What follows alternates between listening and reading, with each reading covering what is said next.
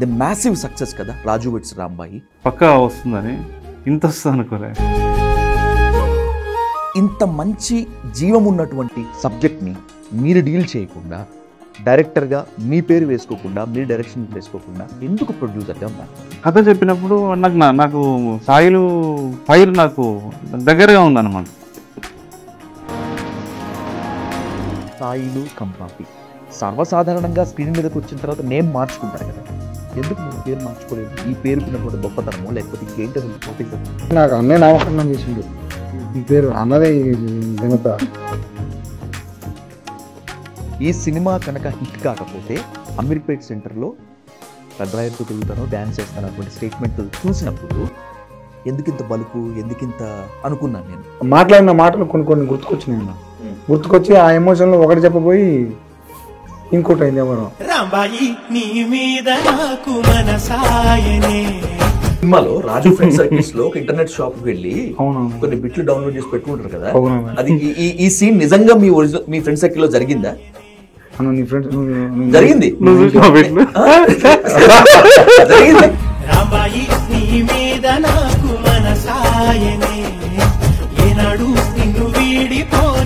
మూసను బద్దలు కొట్టాలంటే ఏం కావాలి? గుండెల నిండా దమ్ము కావాలి. కాలగర్భంలో కలిసిపోయిన మరుగున పడిపోయినటువంటి చరిత్రను దృశ్య కావ్యంగా మలచాలంటే ఏం కావాలి? కొలవలేనంత అంతర్యుద్ధం చేయాలి, అంతులేని వేదన కావాలి. వెండి తెరపై చెరిగిపోలేని సంతకం పెట్టాలంటే ఏం కావాలి?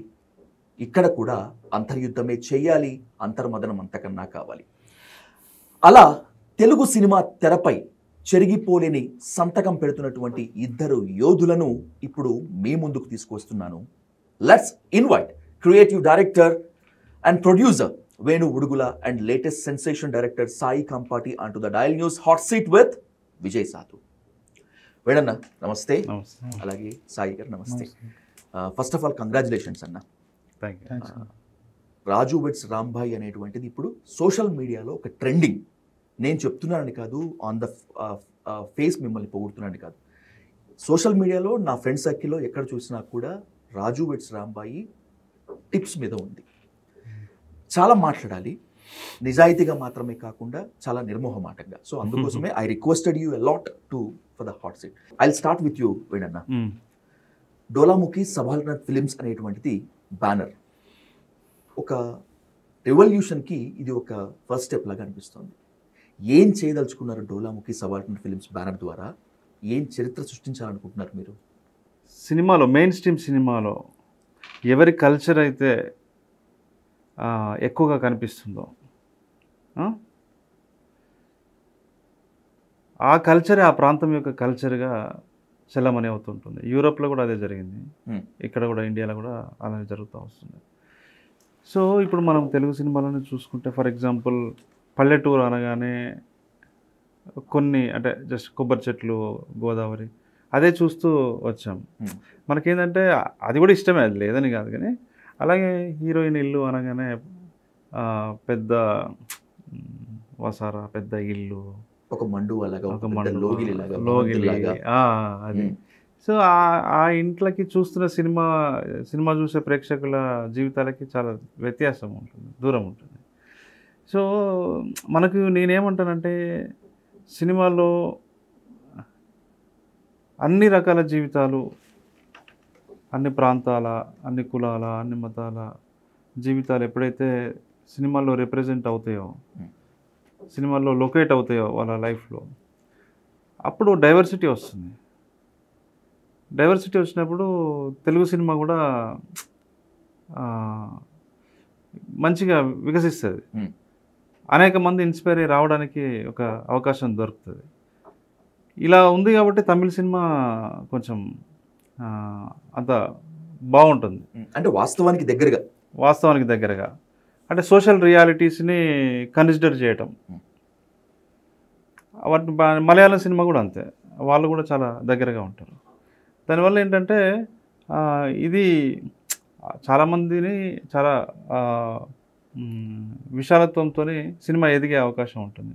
అందుకని ఏంటంటే అందరూ మెయిన్ స్ట్రీమ్లో చేసేటి అన్నీ ఎలాగో చేస్తున్నారు కాబట్టి నేను కొంచెం ఇలా సబాల్టర్న్ ఫిలిమ్స్ని చేయాలి అనేది నా ఉద్దేశం అనమాట. అంటే చరిత్రలో మరుగున పడిన కథలు, నిర్లక్ష్యం చేయబడిన కథలు, నిర్లక్ష్యం చేయబడిన జీవితాలు మనము మంచి కమర్షియల్ టెంప్లెట్లో అయినా కూడా ఆ స్పృహతో పనిచేయాలనే ఉద్దేశంతో డోలాముఖి సబాల్టర్న్ ఫిలిమ్స్ అనేది పెట్టాను. Dolamukhi subaltern films banner first production subaltern films ఈ రాజు వెడ్స్ రాంబాయ్. నిజంగా ఈ కథను తీసుకోవటమే ఒక పెద్ద సాహసం అని చెప్పాలి. కమర్షియల్ గా సక్సెస్ చేసుకోవటము ఇంకో పెద్ద సాహసము. దీనికి కాస్త అదృష్టం కూడా తోడవ్వాలి. ది మ్యాసివ్ సక్సెస్ కదా రాజు వెడ్స్ రాంబాయి. ఊహించారా ఈ సక్సెస్ ని? ఎక్స్పెక్ట్ చేశాం, పక్కా వస్తుందని. ఇంత వస్తుంది అనుకోలే, ఇంత హ్యూజ్ వస్తుంది అనుకోలే. ఎందుకంటే సినిమా చాలామందికి మన అంటే సినిమా ఇండస్ట్రీలో ఉన్న వాళ్ళకి ఏంటంటే ఇంత బీదగా ఉంది, ఇట్లా అంటే వాళ్ళకి లైఫ్ అదే అనే విషయము తెలియదు. తెలిసినా కూడా దాన్ని పట్టించుకోరు అని కామెంట్ చేశారు. స్టార్టింగ్లో మేము కొంతమంది చూపించాము. చూపించినప్పుడు ఎవరు చూస్తారు పోయి ఇంత బీదగా ఉంది, అవన్నీ ఏంది అసలు అది. ఒకవైపు ఏమో సినిమాలు చాలా పాష్గా రిచ్ హౌజెస్లో రిచ్ హీరో, ఇట్లాంటి జెంజీ కిడ్స్, ఇలాంటి సినిమా నడుస్తుంటే మీరు ఇలా ఎందుకు అటెంప్ట్ చేశారని కూడా అన్నారు మమ్మల్ని. కానీ ఇప్పుడు వాళ్ళే కంగ్రాట్స్ సూపర్ కొట్టారు మీరు అని అంటున్నారు. సో అది క్రెడిట్ అంతా సాయిల్ కాంపాటి. తనతో మాట్లాడే ముందు ఒక క్వశ్చన్ మీ నుంచి నాకు ఆన్సర్ కావాలి. మీరు ఇప్పటికే ప్రో డైరెక్టర్, నీది నాది ఓకే కదా, విరాట పర్వం నుంచి ఇంత మంచి జీవం ఉన్నటువంటి సబ్జెక్ట్ని మీరు డీల్ చేయకుండా, డైరెక్టర్గా మీ పేరు వేసుకోకుండా, మీరు డైరెక్షన్ వేసుకోకుండా ఎందుకు ప్రొడ్యూసర్గా మారారు? ఆ కథ నన్ను నడిపించిందండి. ఆయన కథ చెప్పినప్పుడు, అంటే తను నాకు నా టీంలో వర్క్ చేస్తుండేవాడు రైటింగ్. తన కథ చెప్పినప్పుడు నాకు సాయిలు ఫైర్ నాకు దగ్గరగా ఉందన్నమాట. అంటే నన్ను నేను చూసుకున్నట్టు ఉండింది. కొత్తలో నేను ఎలా ఉన్నానో అలా నేను అతనిలో చూసుకున్న. అతను నా దగ్గర వచ్చినప్పుడు ఇన్ఫీరియారిటీ కాంప్లెక్స్ ఉండేది. మీరు నమ్మరు, నా ఆఫీస్కి రావడానికి కూడా రావాలా అని అడిగితే నువ్వు వచ్చేసాయని చెప్పేవాడిని. వచ్చి పైకి రావాలా అని అడిగేవాడు. అరే నేను చెప్పినా కదా పైకి వచ్చేసాయని. పైకి వచ్చిన తర్వాత సెకండ్ ఫ్లోర్ థర్డ్ ఫ్లోర్ అనుకుంటా. పైకి వచ్చిన తర్వాత ముందు రూమ్లో ఎక్కడ కూర్చొని అన్నా మీ రూమ్లోకి రావచ్చా అని మళ్ళీ అడిగేవాడు అనమాట. అంటే అప్పుడు ఆలోచించా, వీడు నేను ఎప్పుడు కొత్తలో ఎట్లా ఒక మనల్ని అంటే మనకి అంత యాక్సెస్ ఇస్తారో లేదో అని ఒక భయపడుతూ భయంగా ఒక ఇన్ఫీరియారిటీ కాంప్లెక్స్తో ఉండేవాడిని. అది నాకు కనెక్ట్ అయ్యి కూర్చోబెట్టి ఒకరోజు కూర్చోబెట్టి రమ్మంటే రావాలంతే, తలుపులు బద్దలు కొట్టుకొని రావాలి, లేదంటే మనం ముందుకు వెళ్ళలేము అని చెప్పి ఒకరోజు మెల్లగా కనెక్ట్ అయినా మేము. అంటే వాడి ఆలోచనలు అన్నీ మాకు ఇద్దరికి చాలా దగ్గరగా అనిపించింది. ఈ కథ విన్న తర్వాత ఇది ఎట్లాగో మనం చేయాలి, అంటే మనమైతే కరెక్ట్గా దీనికి న్యాయం చేస్తాం అని కొంచెం లేట్గా స్టార్ట్ చేయాల్సిన ప్రొడక్షన్ హౌస్ ముందే స్టార్ట్ చేయడం జరిగింది. బికాజ్ ఆఫ్ దట్ స్టోరీ ఒక క్యాటలిస్ట్ లాగా పనిచేసింది. సో దానికి ఈటీవీ విన్ వాళ్ళు సపోర్ట్ చేశారు. మేము కలిసి ప్రొడక్షన్. సాయి గారు, మీ స్పీచెస్, మీ ఇంటర్వ్యూలు నేను చూశాను. ఏడెదిగిన పసివాడు అంటారు కదా, మీరు ఆ నిజాయితీగా అంత స్వచ్ఛంగా మాట్లాడుతున్నారు కాబట్టి మీతో అంతే నిజాయితీగా నిర్మోహమాటంగా కొన్ని సమాధానాలు రాబట్టుకోవాలి. ఫస్ట్ ఆఫ్ ఆల్ మీ పేరుతోనే స్టార్ట్ చేసుకుందాం. ఏంటి సాయిలు కంపాటి? ప్రొనౌన్సియేషన్కి కాస్త ఇబ్బందికరంగా ఉంది, మిగతా డైరెక్టర్స్తో వాళ్ళతో పోల్చుకుంటే కాస్త డిఫరెంట్గా ఉంది. సర్వసాధారణంగా స్క్రీన్ మీదకి వచ్చిన తర్వాత నేమ్ మార్చుకుంటారు కదా, ఎందుకు మీరు పేరు మార్చుకోలేదు? ఈ పేరుకున్నటువంటి గొప్పతనము లేకపోతే ఇంకేంటి అసలు? What is that? ఏం లేదన్నా, ఇది నా పేరు అసలు పేరు జగదీష్ చంద్ర బోస్. ఓకే. అయితే అదే నేను ఇండస్ట్రీకి వచ్చినా కూడా నన్ను బోస్ అంటారు. మా తాత చచ్చిపోయినాక ఇక నేను ఏమనుకున్నా అంటే నార్మల్గా డెమో తీసుకున్నా. ఈ కథ అన్నకి చెప్పిన కథ డెమో తీసుకుంటే అలా జగదీష్ చంద్రబోస్ అంటే జేసీబీ సాయిల్ కాంపౌండ్ అని పెట్టుకున్నాను డెమోలో ఆ టైటిల్ డైరెక్టెడ్ పోయిన అదే నేను అన్నకు చూపించిన. అయితే నాకు అన్నే నామకరణం చేసిండు. ఈ పేరు అన్నదే ఈ ఘనత. అయితే మీ పేరు ఏం పేరు రా అంటే అన్న ఇదేనంటే కాదు రా స్క్రీన్ నేమ్ కొత్తగా కావాలి రా, కొత్తగా ఉంటే వైబ్ ఉంటుంది అన్నాడు. ఏందనేదంటే ఆ జేసీబీ సాయిల్ కాంపౌండ్లో జేసీబీ పక్కన పెట్టిండు, సాయిల్ కాంపౌండ్ పెట్టిండు. టు బి ఫ్రాంక్ ఆయన కూడా స్క్రీన్ నేమ్ చేంజ్ చేసుకోలే. నాకు తెలిసినప్పటి నుంచి కూడా ఆయన పేరు వేణు ఉడుగులు అంటే ఎప్పటికీ వేణనే ఉంటాం, కానీ ఆయన కూడా చేంజ్ చేసుకోలే. బహుశా ఆ మార్క్ మీకే ఇచ్చినట్టున్నారు. ఇది అన్న పెట్టిన పేరేనా నామకరణం చేసాను. వాళ్ళ తాత పేరు మా తాత చచ్చిపోయినా. ఓకే. నాకు మా తాత మా సిస్టమ్. సో మా తాత పేరు ఎట్టకైనా ఉండాలని అనుకున్నప్పుడు అన్నయ్య గదికి అదే పెట్టండి కదా, మా తాత పేరు నాకు ఇచ్చాడు మొత్తం. జగదీష్ చంద్రబోస్ లేదు ఏం లేదు. మీలాగే మీ నాన్నగారు కూడా సినిమా లవర్ కదా? అవునన్నా అవునన్నా. మన నాటు భాషలో చెప్పుకోవాలంటే సినిమా పిచ్చోడు. అవునన్నా. మీ తాతగారు కూడా అంతేనా? మా తాత కూడా అంతేనా మొత్తం. అంటే అప్పుడు మా తాత అప్పుడు ఏమంటారు నాటికలు అంటారు కదా, అవి పోయేటోడట. సో మా నాన్న ఏమంటే చిరంజీవి ఫ్యాను, డ్యాన్స్ అట. మన అప్పుడు రేడియోలు అట అన్న 80లలో ఆ పాటలు ఎవరికైనా ఇప్పుడు కొట్టుకాడికి పోతే పాటలు వద్దంటే ఆడ పోయి డ్యాన్స్ చేసేటోడట. సో అంతా ఆ ఫ్యామిలీ మా నాన్న చిరంజీవి గారికి ఘోరంగా ఫ్యాన్. సో అది నాకు వచ్చిందన్న. మరి రాజు వెడ్స్ రాంభాయ్ యువర్ బ్రెయిన్ చైల్డ్ కదా. ఈ సినిమా కనుక హిట్ కాకపోతే అమీర్పేట్ సెంటర్లో కడ్రాయర్తో తిరుగుతాను డ్యాన్స్ చేస్తాను అటువంటి స్టేట్మెంట్ చూసినప్పుడు ఎందుకింత బలుపు ఎందుకింత అనుకున్నాను నేను. కట్ చేస్తే మీ మ్యాసివ్ సక్సెస్ ముందు అది తేలిపోయింది. ఎలాగైనా ఈ సినిమా హిట్ కొడుతుంది అనేటువంటి నమ్మకమా, లేకపోతే ఓవర్ హైప్ ఇవ్వాలనేటువంటి దాంట్లో స్టేట్మెంట్ ఇచ్చారు? అది అన్న నేను ఆ సందర్భం ఏంటంటే నాకు సినిమా మీద నమ్మకం ఉన్నది, కానీ చిన్న అంటే మాట్లాడిన మాటలు కొన్ని గుర్తుకొచ్చినాయి అన్న. గుర్తుకొచ్చి ఆ ఎమోషన్లో ఒకటి చెప్పబోయి ఇంకోటి అయింది. ఎవరు ఏం లేదన్న, నీకు ఫ్రాంక్గా చెప్తా, సందీప్ రెడ్డి వస్తున్నాను అనుకున్నాను అన్న. Okay okay. సందీప్ రెడ్డి నీ స్పీచ్ ప్రిపేర్ అయిపోయినా అన్న, సూపర్ అన్న, ఏదైనా అనుకున్నా. మా ఈటీవీ హెడ్ ఉంటాడు సాయి అన్న, అరే ఇట్లా మాట్లాడరా అట్లా మాట్లాడరా అన్నాడు. సరే అన్న అనుకొని సందీప్ అని వస్తే అన్న ఈ చేయి పట్టుకోండి ఒకసారి అంటే పట్టుకుంటాడు. అన్న ఒకసారి నన్ను గిచ్చన్న అంటే గిస్తాడు. సో నెక్స్ట్ అన్న ఎట్లుంటే తెలుసా అన్న, ఇది బల్క డైలాగ్ ఉంటుంది అన్న అర్జున్ రెడ్డి బట్టలు ఇప్పుకొని తిరుగుతాడు. ఆ డైలాగు నేను గుర్తుపెట్టుకున్నా. చూస్తే సందీప్ అన్న రాలేదు, నాకు ఆ డైలాగ్ ఒకటి గుర్తున్నాను అన్న. సరే అని చెప్పి ఆ బాధలో మొత్తం చెప్పుకుంటా బల్మత్పూర్ ఇది ఉంటుంది అన్న. నాదే అది బల్మెత్త పోయింది, బట్టలు పోయింది, అమీర్పేట వచ్చింది, కట్ట వచ్చింది.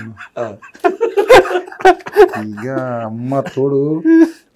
కానీ సినిమా హిట్ అయిన తర్వాత దయచేసి నువ్వు కడ్డాయర్ మాత్రం తిరగకరా అని చెప్పని చాలా మంది మీమ్స్ చేస్తారు. అది ప్లస్ అయింది యాక్చువల్లీ. అది అడ్వాంటేజ్ కానన్నా, మంది అది కాదన్న. బట్టలు ఎక్కువ తిరగటం అది కాదు. బ్యాండ్ కొడుతున్నారు కదా, కొట్టినాం నిన్న పోయి కొట్టినాం. అదన్న అది చేసింది వాళ్ళు పాపం డిసప్పాయింట్ కావద్దన్న. వాళ్ళు ఒక విజువల్ చూశాను నేను, నన్ను ఎంతగా కదిలించింది అంటే నేను చెప్పలేను. సినిమా చూసిన తర్వాత ప్రేక్షకుల హర్షధ్వానాల మధ్య మిమ్మల్ని అందరినీ ప్రైజ్ చేస్తుంటే మీరు ఉద్వేగాన్ని కన్నీళ్లను తట్టుకోలేక అక్కడే వేణను పట్టుకొని ఏడ్ చేశారు. నన్ను బాగా మెల్ట్ చేసింది. ఆ టైంలో ఏంటి మీ ఫీలింగ్ ఏంటి అసలు? ఇందాకన్నా బాగా ఏడుపు వస్తానా అన్న, ఇందాక అన్నాడు కానా పైకి రావాలన్నా, లిఫ్ట్ దిగినాకన్నా బయటికి లోపలికి రావచ్చు అన్న.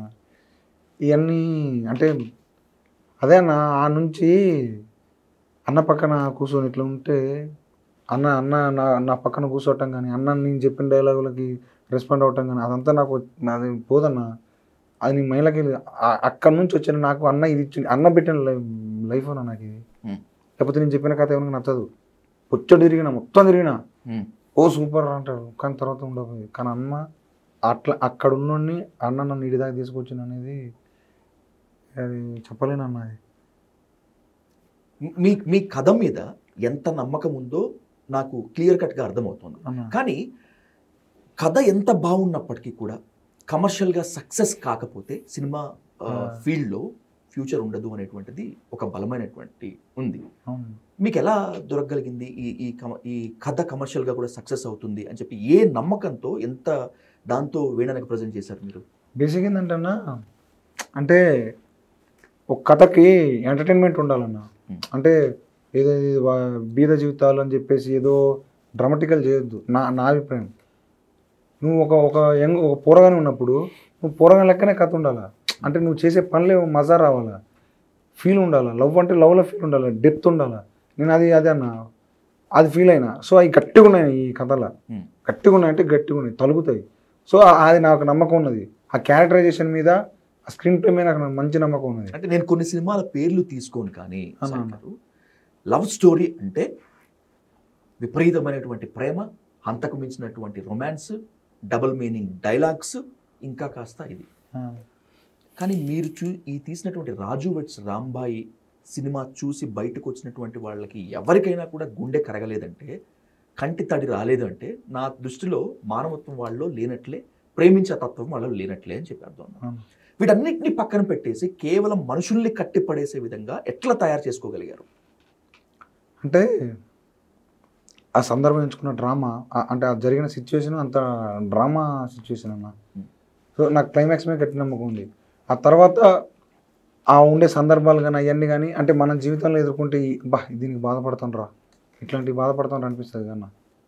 నేను అయ్యే రాసుకున్నా. సో అవి పండుతాయని గట్టి నమ్మకం ఉన్నది నాకు. సో అదే ఈరోజు జనాలు ఫీల్ అయ్యారు. మనం అనుకుంటాం కదా, మనం ఫీల్ అవుతాం. ఫస్ట్ రాసేటప్పుడు అరే అమ్మ నాకే ఏడుపు వచ్చింది, నాకే బాధ అనిపించింది అంటే, నేను కూడా మనిషినే కన్నా, నాకే బాధ అనిపించింది అంటే వాళ్ళు కూడా ఫీల్ అవుతారని దాంతో రాసుకున్నాను. అది ఏ ప్రేమ కథ చెప్పినా, ఒక సినిమా సెన్సేషన్ క్రియేట్ చేస్తుందని చెప్పినా కూడా ఇది యథార్థ గాథ, మరుగున పడిపోయినటువంటి ఒరిజినల్ స్టోరీ అంటూ ఉంటారు. ఇది మీ నేటివ్ ప్లేస్ ఇల్లెందు దగ్గర కొమరాడ. నిజంగా ఈ కథ బొగ్గుటలోనే పుట్టిందా, లేకపోతే గనక కాస్త హైప్ ఇవ్వటానికి మీరు ఒరిజినల్ స్టోరీ అని చెప్పలే? అది మన ఒరిజినల్ స్టోరీ అని పక్కా ఒరిజినల్ కథ అది. అది నేను సంవత్సరం కూడా చెప్తాను, 2004లో నేను పోరగాలం. అప్పుడు 6వ తరగతో 5వ తరగతి ఉంటుంది కాదు, అదొక ఏమంటారు పెద్ద సందర్భం అది.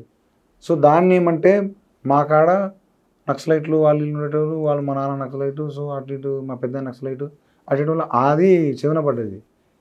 నాకు అప్పుడు అంత తెలియదు, 6వ తరగతిలో ఏం ఆలోచిస్తామన్నా. కానీ సినిమా ఇండస్ట్రీకి వచ్చినాక అప్పుడు ఈ ఆలోచన వచ్చిందన్న, ఇది పర్ఫెక్ట్ కథ అని.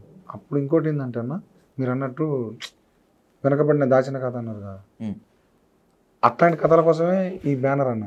Exactly. Dolamukhi subaltern films. So అయ్యా అన్న, ఇప్పుడు వాళ్ళ జీవితాలు ఏమనికి, ఇప్పుడు అన్నట్టు బీద కథలు అన్నారు చూడు, ఆ బీద కథల కోసమే సబాల్టర్న్ ఫిల్మ్స్, ఆ బీద జీవితాల కోసం సబాల్టర్న్ ఫిల్మ్స్ అన్న.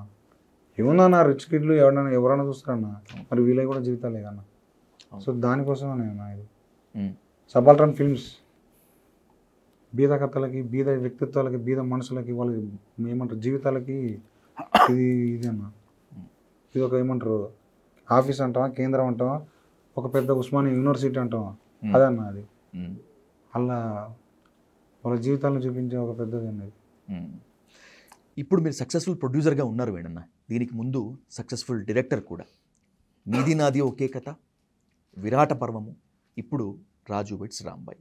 ఈ సినిమాలో ఒక లైన్ తీసుకుని అనుకుంటే, విరాట పర్వంలో వరం ఒక పాట పాడుతుంది కదా, ప్రేమను మించిన విప్లవం ఇంకేదన్నా ఉందా, ఇంతదాకా పుట్టలేదుగా ప్రేమ కన్నా గొప్ప విప్లవం అని.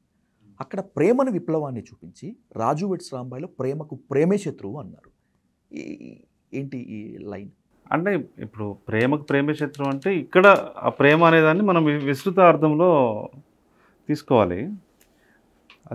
తల్లి ప్రేమ ఉంటుంది, తండ్రి ప్రేమ ఉంటుంది, ప్రేయసి మీద ప్రేమ, ప్రియుడి మీద ప్రేమ. అలా ఈ కథకి మాత్రం పనికొచ్చేది, జనరిక్గా ఉద్దేశించి చెప్పింది కదా. ఆ లైన్ని డీకోడ్ చేస్తే స్టోరీ అర్థమైంది, అంటే స్టోరీ కెన్ రిలేట్ అనమాట. సో తండ్రి ప్రేమ, తండ్రి ప్రేమ అండ్ బాయ్ ఫ్రెండ్ మీద ఉన్న ప్రేమ, అది కూతురి మీద ఉన్న ప్రేమ వాడిని ఏ స్థితికి తీసుకెళ్ళింది అనేది. విరాట పర్వం సినిమా కోసం మీరు ఎంత అంతర్యుద్ధం చేశారు, ఎంత ప్రెజర్ని బద్దలు కొట్టుకొని పైకి వచ్చారు. అసలు విరాట పర్వాన్ని బయటికి రానివ్వకూడదు అనుకున్నటువంటి దాన్ని అన్నిటికీ మించి అంతులేని ఓర్పుతో మీరు తీసుకొచ్చారో నాకు బాగా తెలుసు, ఎన్ని అడ్డంకులు తీసుకొచ్చినా కూడా. సర్వసాధారణంగా అంత ప్రెజర్ని తీసుకున్నప్పుడు వాళ్ళు అక్కడ ఆగిపోతారు. కానీ మీరు ఇప్పుడు డోలాముఖి సబాల్టన్ ఫిలిమ్స్ అని చెప్పి పెట్టమంటే కస, పగ, పంతమ, లేకపోతే తెలుగు సినిమా స్థాయిని ఇంకెక్కడికో తీసుకెళ్ళాలనేటువంటి పట్టుదల? లేదు సార్, పగ, కసి అదేం లేదు. ప్యాషన్ ఉంది, మంచి కథలు చెప్పాలి, మీనింగ్ఫుల్ స్టోరీస్ చెప్పాలి.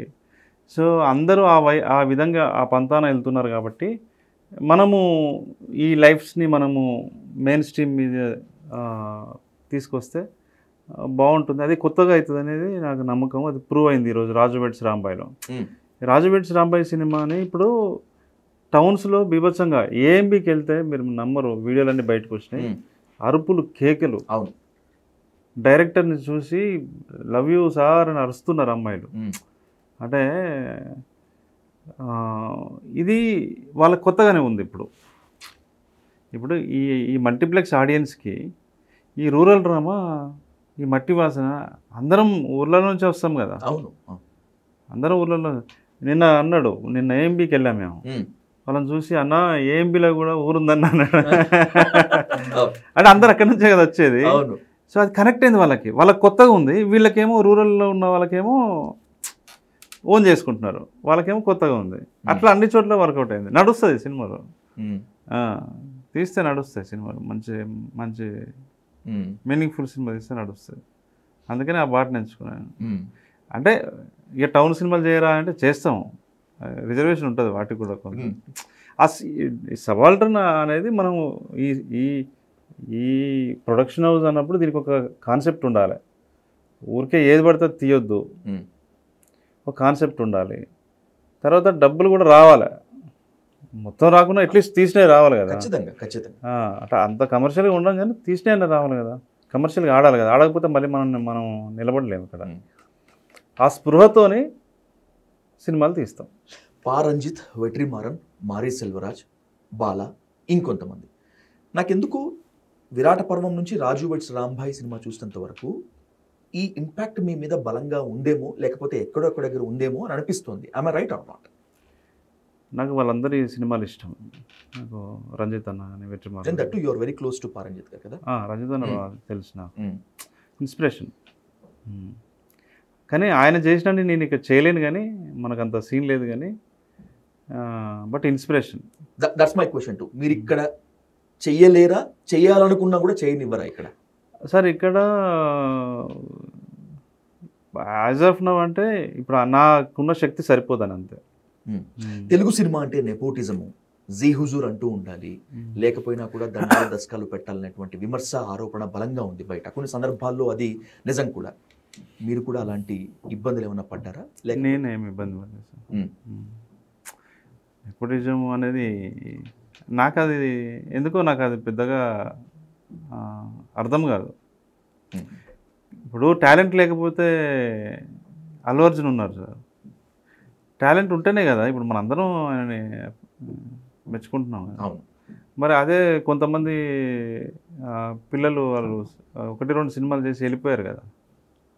ఫస్ట్ సినిమాకి వర్కౌట్ అవుతుంది అంతే, తర్వాత వాళ్ళు ప్రూవ్ చేసుకోవచ్చు. మరి అంతే కదా సార్. ఎవడు జనాలు చూడరు. ఫస్ట్ మీరు 8-9 సినిమాలు తీసి రుద్దినా కూడా వర్కౌట్ అవ్వకపోతే చూడరు కదా. ఓ సినిమా కమర్షియల్గా ఒక రేంజ్లో దూసుకెళ్తుంది అంటే దాని మీద ఒక నెగిటివ్ క్యాంపెయిన్ నడుస్తుంది, చేయించిన సందర్భాలు చాలా ఉన్నాయి. వసూళ్లకు బ్రేక్ వేసే సందర్భాలు, కుట్రలు కూడా నాకు కూడా తెలుసు. అవును, సహజం. రాజు వెడ్స్ రాంబాయి సినిమాకి ఆ విధంగా జరిగే ప్రయత్నం జరిగింది. స్టార్టింగ్లోనే జరిగింది. యాక్చువల్లీ స్టార్టింగ్లోనే ట్రోల్ చేయటము, ఈ అమ్మాయిని అట్లా కొడతారా, ఇట్లా ఇదేం సినిమా లేదా అని ట్రోల్ చేశారు. అరే మన సినిమానే రిలీజ్ కాలే, నువ్వు ట్రైలర్ని చూసి ఎట్లా రా పోయి జడ్జ్ చేస్తావు? నాకు అర్థం కాదు. చంపేస్తారా సినిమాని? సినిమా జనాలు చూడని, లెట్ దెమ్ డిసైడ్, వాళ్ళు మన జడ్జ్ చేసేది. చాలా మీమ్స్ వస్తే నేను అదే నాకు ఇప్పుడు వీళ్ళు ఏంటంటే బ్రదర్, బయట చాలా జరుగుతూ ఉంటాయి. బయట అమ్మాయిలు కొట్టే అబ్బాయిలు బొచ్చాడు మంది ఉన్నారు, ఇప్పటికి కూడా అమ్మాయిలు చంపే అబ్బాయిలు కూడా ఉన్నారు. పరువు హత్యలు అట్లాంటివి కూడా జరుగుతూ ఉంటాయి. టేక్ లక్ష్మి అనే ఆమెని ముక్కలుగా అత్యాచారం చేసి ముక్కలుగా నరికితే ఎవరు మాట్లాడరు దాని గురించి. ఆదిలాబాద్ డిస్ట్రిక్ట్ ఆదిలాబాద్ డిస్టిక్లో అలాంటివి చాలా జరుగుతూ ఉంటాయి. వీటి గురించి అరే సొసైటీ ఇట్లెందుకు తయారైంది ఏంటి అని ఎవరు ఆవేదన వ్యక్తం చేయరు. ఎస్పెషల్లీ ఇప్పుడు ఎవరైతే ట్రోల్ చేస్తున్న ఫ్యూ పీపుల్ ఆర్. కానీ ఒక సినిమాలో ఒక 2 షాట్లు ఇవి వస్తే మహిళలను ఉద్ధరించే వాళ్ళలాగా పెద్ద ఉద్యమకారులాగా వచ్చి సినిమాలో ఎట్లా చూపిస్తారు అట్లా ఇట్లా అని చెప్పి మాట్లాడుతున్నారు. నువ్వు పట్టించుకోవాలంటే నువ్వు ఇందులో ఉన్న సోషల్ రియాలిటీస్ని పట్టించుకోవు, సొసైటీలో ఉన్న అట్రాసిటీస్ని పట్టించుకోరు, దేనికి రెస్పాండ్ అవ్వరు, సినిమాకి మాత్రం రెస్పాండ్ అవ్వడానికి ముందుకు వస్తారు. అరే ఎట్లా జడ్జ్ చేస్తారు మీరు ఒక ట్రైలర్ చూసి? సినిమా చూస్తే తెలుస్తుంది సినిమాలో అమ్మాయి కూడా కొడుతుంది వాడిని. అవును. మాకేంటంటే అటెన్షన్ గ్రాప్ చేయాలి. కొత్త పిల్లలు అందరు కొత్త వాళ్ళు, అందరం కొత్త వాళ్ళమే నాతో సహా. ప్రొడ్యూసర్గా నేను కొత్త, డైరెక్టర్ కొత్త, దాని మీద జీవితాలు ఆధారపడి ఉన్నాయి. మీరు వ్యతిరేకించండి, నేనే వద్దనట్లేదు. పని కట్టుకొని విషయం చెప్పడం కానీ కరెక్ట్ కాదు కదా. అది చేశారు, ఏమైంది ఇప్పుడు? వాళ్ళే మళ్ళీ విమర్శించిన నోళ్ళే సూపర్ అని రాస్తున్నారు. వాళ్ళే తప్పదు, ఎందుకంటే జనం మూడ్ని ఫాలో అవుతుంటారు. ఇప్పుడు ఫస్ట్ డే ప్రీమియర్ షో అప్పుడు కొంతమంది ఫ్యూ 3-4 అనుకుంటా బాగుంది, ఓకే ఓకే చూద్దాము లెట్స్ సీ అని అన్నారు. తెల్లారి మళ్ళీ వాళ్ళే 3 ఇచ్చారు. అంటే రివ్యూ రాసే కొంతమంది ఏంటంటే, కొంతమంది చాలా మంచి వాళ్ళు ఉన్నారు, లేరని కాదు. వాళ్ళు ఏంటంటే రివ్యూని ఎప్పుడు కథకుడి పాయింట్ ఆఫ్ వ్యూలో రివ్యూని అంటే సినిమాని అర్థం చేసుకోవాలి. డైరెక్టర్ పాయింట్ ఆఫ్ వ్యూలో సినిమాని అర్థం చేసుకుంటేనే ఆ కథ యొక్క తాత్విక పునాది అది అర్థమవుతుంది. వాళ్ళ పాయింట్ ఆఫ్ వ్యూలో అర్థం చేసుకుంటే అది అర్థం కాదు. అది చాలా విషయాలు ఉన్నాయి సబ్ టెక్స్ట్లో, డైరెక్టర్ చాలా విషయాలు అందులో కమ్యూనికేట్ చేశాడు. మంచి కథల్ని సరే కొన్ని డిలీట్ చేయాల్సి వచ్చింది, మేము ట్రిమ్ చేయాల్సి వచ్చింది, అది వేరే విషయం. కానీ సో అట్లా సర్వసాధారణంగా లేటెస్ట్ ట్రెండ్లో కొత్త సినిమా రిలీజ్ అవుతుంది అంటే ప్రీమియర్ షోలు, బెనిఫిట్ షోలు, టికెట్ల రేట్ల పెంపు, ప్రభుత్వాల దగ్గరికి వెళ్ళటము, మాకు ఇది కావాలి అని చెప్పుకొని ప్రత్యేకమైనటువంటి జీవోలు రిలీజ్ చేసుకోవటం, ఇవన్నీ చూసాం. మీరు మీ బ్యానర్ నేమ్తోనే ఒక విప్లవం తీసుకొస్తే టికెట్ రేట్ల విషయంలో కూడా ఒక విప్లవం తీసుకొచ్చారు. కేవలం 99 100 రూపాయల లోపే అని చెప్పి. ఏంటి ఇంత కమర్షియల్ సాహసం అవసరమా? బ్యానర్ నేమ్తో నేనేం తీసుకురాలేదు ఇంకా. కానీ ఈ 99 రూపీస్ అనే concept ETV win Bapineti సార్ది. Okay. ఆయనే మా సాయి అంటే హెడ్ అనమాట, ఈటీవీ విన్ కంటెంట్ మన బిజినెస్ హెడ్. వాళ్ళిద్దరు కూర్చొని మాట్లాడుకుంటున్నప్పుడు ఆయనకు చెప్పాడంట 99 పెట్టేసేయండి అని. ఎందుకంటే ఈ సినిమా టార్గెట్ ఆడియన్స్ ఎవరు అనేది మనకు ఫస్ట్ స్పష్టత ఉంది. ఈ సినిమా టార్గెట్ ఆడియన్స్ అంతా ఎఫర్ట్ చేయగలరా? చేయలేరు. చేయనప్పుడు మనం ఎందుకు 99 పెట్టేసేయండి, తక్కువ రేటుకే వాళ్ళకి సినిమా ఇచ్చేసేయండి అని చెప్పి. కానీ కొన్ని చోట్ల 150 నుంచి 200 రూపాయల వరకు ఉంది కూడా అనేటువంటి విమర్శ కూడా ఉంది. మీ వరకు వచ్చిందా ఇది? అది తెలుసు అండి, దాని మీద పెద్ద ఇష్యూ కూడా జరిగింది. అంటే ఇష్యూ అంటే డిస్కషన్ కూడా జరిగింది. ఇప్పుడు సింగిల్ స్క్రీన్స్ ఏమో అంటే మనం టికెట్ రేట్ పెట్టడం వరకే మన చేతిలో ఉంటుంది. ఇప్పుడు సింగిల్ స్క్రీన్స్లో 99 ఉంది సార్. తర్వాత మల్టీప్లెక్స్లో 2-3 చైన్స్ ఉన్నాయి కదా, పీవీఆర్ వాళ్ళు ఒప్పుకున్నారు 105కి. ఓకే. తర్వాత ఇంకొక 1-2 వాళ్ళు మాత్రం మాకు వర్కౌట్ అవ్వదు, 200 అని 200 పెట్టేశారు. 150 to 200 మధ్యలో పెట్టేశారు డిఫరెంట్ స్క్రీన్స్. సో అది వాళ్ళు ఒప్పుకోలే. ఎందుకంటే వాళ్ళు మరి తర్వాత ఏదో డిస్కస్ చేశారు, మాకు వర్కౌట్ అవ్వదు అని చెప్పారు. 100 రూపాయలకు ఇప్పుడు మా ఉద్దేశం ఏంటంటే 1000, 2000, 1500 అవుతుంది సినిమాకి పిల్లలతో రావాలంటే. దీన్ని బేసిక్ లెవెల్ తీసుకురావాలి, వాళ్ళకి ముందు సినిమా రీచ్ చేయాలనే మా వాళ్ళు ఏం చేశారు, ఈటీవీ వాళ్ళు 105 మల్టీప్లెక్స్ 99 సింగిల్ స్క్రీన్ పెట్టారు, మంచి ఉద్దేశంతో జనాలకి రీచ్ అవ్వాలని. సార్ అట్లా డిస్కషన్ జరిగింది. మొత్తానికి 150-200 మధ్యలో ఉంది. సాయి, రాజు వెడ్స్ రాంబాయ్కి తొలి హీరో స్టోరీ, దాని తర్వాత ఆ పాత్రల్ని ఎంచుకోవటం. సర్వసాధారణంగా 2 పదునైన కత్తులు ఒక వరలో ఇమడవు. రాజు వెడ్స్ రాంబాయ్కి సక్సెస్ నాకు తెలిసి పాత్రల్ని ఎంచుకోవటం. మీ ఇద్దరి మధ్య ఎప్పుడు ఘర్షణ జరగలేదా పాత్రలు ఎంచుకోవటంలో? లేదన్న, బేసిక్గా అన్న ఒక డైరెక్టర్ కాబట్టి, ప్రొడ్యూసర్ కాదన్న ఫస్ట్ డైరెక్టర్ కాబట్టి అది చూపిస్తాడు.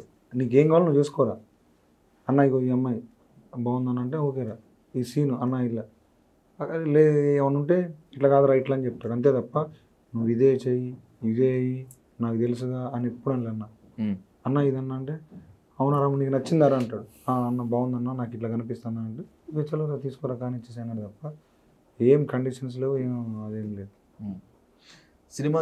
సినిమా అంతా ఒక ఎత్తు, క్లైమాక్స్ అంతా ఒక ఎత్తు, ఖచ్చితంగా చూడాల్సిందని చెప్పి చాలా మంది చెప్తున్నారు. ఈ సినిమా స్క్రీన్ మీద మీరు తొలిసారిగా చూసుకున్నప్పుడు ఎక్కడ ఎగిరిగంతేశారు, ఎక్కడ కుంగిపోయారు యాజ్ ఎ డైరెక్టర్గా మీరు? బేసిక్గా నేను అంటే అన్నీ బేసిక్గా నాకు నచ్చినాయి. ఎందుకంటే నా బేబీ నేను ఇంకోటి ఏమంటే నేను అయినాయి మొత్తం హై అయ్యారు. సో నాకు ఒక్క సీన్ అని చెప్పలేను. నాకు లవ్ సీన్లు మజా వచ్చినాయి, ఎమోషన్స్ మజా వచ్చినాయి, కామెడీ మజా వచ్చింది, ఉన్నది మొత్తం మజా వచ్చింది. ఇది ఫలానా సీను ఇదని కాదు, క్లైమాక్స్ అల్టిమేట్ ఎప్పటికీ అది అల్టిమేట్. దానికి ఇంకా అసలు సూపర్ అనిపించింది. మిగతా అంతా కూడా బ్యూటిఫుల్ అయింది. అంటే ఏం లేదన్నా నువ్వు చేసినవి నువ్వు రాసుకొని వచ్చినప్పుడు ఇది నేను చేసిన కదా అని ఫీల్ వచ్చింది చూడు, అది నాకు మజా అంటే ఏమంటారు సూపర్ అనిపించింది. అందరూ అదే కనెక్ట్ అయ్యారు. ఇప్పుడు వాళ్ళు చేసినవి వాళ్ళకి గుర్తుకొచ్చినాయి. అలా నీకు ఫాస్ట్ అన్నీ నచ్చినాయి నాకు ఆ సీన్లు. వేణన్న ఎంత సఫర్ అయ్యారో నాకు తెలుసు పర్సనల్గా. దానికి దరిదాపుల్లోనే మీరు కూడా సఫర్ అయ్యారు ఈ స్టేజ్కి తీసుకొని రావడానికి. కష్టాలు వచ్చినప్పుడు, కన్నీళ్ళు వచ్చినప్పుడు, అవమానాలు పొందినప్పుడు, ఆకలి ఇబ్బంది పెట్టినప్పుడు ఇంటికి వెళ్ళాలనిపించలేదా, వదిలేయాలనిపించలేదా అసలు ఇదంతా కూడా ఈ జర్నీలో అన్న? ఓవరాల్గా ఈ స్టేజ్కి రాజు వెడ్స్ రాంబాయ్కి కెప్టెన్ ఆఫ్ ద షిప్గా డైరెక్టర్గా మీరు స్క్రీన్ నేమ్ వేయించుకునేటప్పటికి మధ్యలో ఎక్కడ వదిలేయాలనిపించలేదా? అనిపించినా నాకు కొన్ని సందర్భాలు, కానీ నిండా మునిగినాం కదా. నిండా మునిగినాక ఇంకా మళ్ళీ బయటికి పోతాం, మునుకుని ఈత కొట్టుకుంటానో పాక్కుంటానో తిరుగునో ఒడ్డు పోవాలి అంతే. నేను అటనే వచ్చిన పోవాలనిపిస్తుంది, కానీ మునిగినాం ఇక అదేదో పోయేది ఇట్టేంద్ర ఇటు అని చెప్పి ఇటు వచ్చింది ఇక ఇటు దాకా వచ్చిన. ఓ కంపారిజన్ తీసుకొస్తాను మీ ముందుకి, మీకు కాస్త అతిశయోక్తిగా అనిపించొచ్చేమో కానీ బుచ్చిబాబుకి సుకుమార్ దొరికినట్లు మీకు వేణన్న దొరికాడంటే ఒప్పుకుంటారా? 100కి 4-5 దొరికినట్టు. 4-5 కంపేర్ నువ్వు అతిశయోక్తి కూడా అది ఇంకా సూపర్. నిజమన్నా నిజం కూర్చోకుండా ఉంటే బాగుంటుంది. కాదన్న వాస్తవం అన్న. ఇప్పుడు ఇది స్వడబ్బా పరడబ్బా కాదన్న, నేను ఓపెన్ గా చెప్తున్నా. నేను నిజమన్నా. ఇప్పుడు ఇదే ఇక్కడ BMW షోరూమ్ ఉంటుంది, మన ఇక్కడ ఏమంటారు జనరేషన్ కాలనీ కాడ కింద వైన్స్ ఉంటుంది, వైన్ మార్ట్. అవును, ఆడ ఆఫీస్ ఉన్నప్పుడు నాకు అంటే ఇందాక చెప్పింది కానీ అన్న వచ్చిందన్న అన్న ఎక్కాలన్న రావద్దన్న ఆడికేలి ఈడి దాకా వచ్చిందంటే ఏందన్న అన్న దాంట్లో అసలు తిరుగు. బేసిక్ ఏంటంటే మనోడు చాలా హానెస్ట్, హైలీ టాలెంటెడ్ రైటర్. కానీ ఇంత హానెస్టీ పనికొస్తుంది అన్న తెలుగు ఫిలిం ఇండస్ట్రీలో. ఎనీ ఫిలిం ఇండస్ట్రీలో నిజాయితీగా ఇంత నిర్మోహమాటంగా ఉండబద్దలు కొట్టినట్టు తను ఏమనుకుంటే అది మాట్లాడటము పనికి వస్తుంది. హానెస్ట్గా ఉండాలి, హానెస్ట్గా నటిస్తారు ఉంటారు చూసారా కొంతమంది, వాళ్ళకు కష్టమవుతుంది. కానీ హానెస్ట్గా ఉన్న వాళ్ళకి ఎప్పుడు ప్రాబ్లం ఉండదని నేను అనుకుంటున్నాను.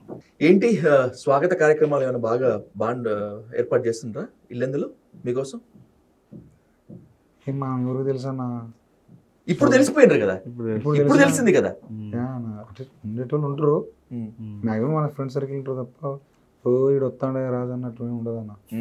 జస్ట్ ఓకే దోస్తుల సర్కిల్ వెళ్ళా ఫ్లెక్సీ గట్టి ఎంత ఉండదు, కానీ అవి మా వారి ఇంతే. రియలిస్టిక్గా మాట్లాడుకుంటే ఇదే ఉంటుంది. మనం ఎలివేషన్ అట్లా జస్ట్ నార్మల్గా ఉంటుంది. సినిమా సక్సెస్ కొట్టిన తర్వాత ఈ ఆనందాన్ని, ఈ ఫీలింగ్ని ఫ్యామిలీతో పంచుకున్నారా? అన్న ఫోన్లో మాట్లాడిన మా అమ్మలు నిన్న పోయారు నా మా వాళ్ళు మొత్తం. అవునా? అసలు ఏడిసిరాట ఏడిపించినావు గారా అంటారు వాళ్ళు, పక్కన వాళ్ళు కూడా ఏడిసిర్రా అంటారు. మా అత్తమ్మ పోయారు, మా అందరు పోయారు, చాలా హ్యాపీ. అంతా ఉమ్మడి కుటుంబం లెక్క పోయి చూసారు, హ్యాపీగా ఫీల్ అయ్యారు చాలా. అంతే వాళ్ళు పాపం నా మీద నమ్మకం పెట్టుకున్నారు. అది ఒక 12-13 సంవత్సరాల తర్వాత వాళ్ళు చూపించింది హ్యాపీ. రాజు వెడ్స్ రాంబాయ్ సక్సెస్ ని ఎంజాయ్ చేస్తున్న వాళ్ళు ఎంతమంది ఉన్నారో విమర్శించే వాళ్ళు కూడా అంతమందే ఉన్నారు. ఎక్ దిన్ కా సుల్తాన్ గా మిగిలిపోతాడు అని విమర్శించేటువంటి వాళ్ళకి ఏం చెప్పదలుచుకున్నారు మీరు? అన్న ఇప్పుడు రూపాయికి బొమ్మ ఉంటుంది, బొరుసు ఉంటుంది అన్న. బొమ్మ ఉన్నది కానీ బొరుసును లెక్క చేయకుండా ఉంటాం అన్న. దేనిది అదే వాళ్ళు అనుకుంటారు అనుకోని నాకెవడు టార్గెట్ నేను వాళ్ళని టార్గెట్ చేస్తా. నేను ఫస్ట్ రాసుకున్నప్పుడు నా టార్గెట్ వాళ్ళే, పీసీ సెంటర్లు అంటాం కదా, మాసోళ్ళు వాళ్ళే నాకు కావాలా. వీడు యూట్యూబ్ ఓపెన్ చేసి తప్ప అనుకో, యూట్యూబ్ ఓపెన్ చేసి 1 ఇత్తా 2 ఇత్తా 3 ఇత్తా నాకు తెలియదు వాళ్ళు ఎవరు.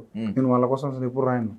ఆ జనాలు వేరే, వాళ్ళకి నచ్చాలా, వాళ్ళు ఇజిల్ వేయాలి, వాళ్ళు ఎగరాలా, అది మజా.